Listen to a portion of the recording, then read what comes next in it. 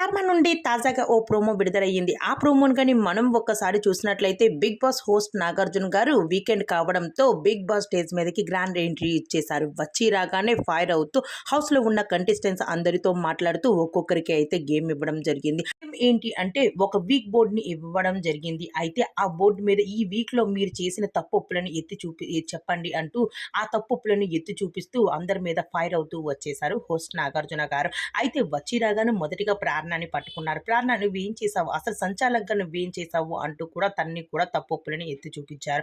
దాని తర్వాత విష్ణుప్రియ, దాని తర్వాత నావెల్‌ని కూడా ఈరోజు ఫైర్ అవ్వడం జరిగింది. అయితే నావెల్ నువ్వు చేసేది కరెక్టా? అంటూ తనని మీద ఫైర్ అవుతూ వచ్చింది. అసలు నువ్వు సెల్ఫిష్ గేమ్ ఆడాలి అనుకుంటున్నావా? అయితే సెల్ఫిష్ ఎవడు విన్నర్ అవ్వడు. అసలు విన్నర్ అవ్వేవాడు సెల్ఫిష్‌గా ఆడడు అంటూ కూడా ఫైర్ అవుతూ వచ్చేసాడు. మరి ఈరోజు హోస్ట్ నాగార్జున గారు ఈరోజు డబుల్ ఎలిమినేషన్ అంటూ అందరికీ అయితే బిగ్ షాక్ ఇవ్వడం జరిగింది. అయితే ఒక్కసారిగా నావెల్ ఫోటోను అయితే ఎగరేయడం జరిగింది. డబుల్ ఎలిమినేషన్‌లో బిగ్ బాస్ హౌస్ నుండి వెళ్ళిపోయేది ఎవరు?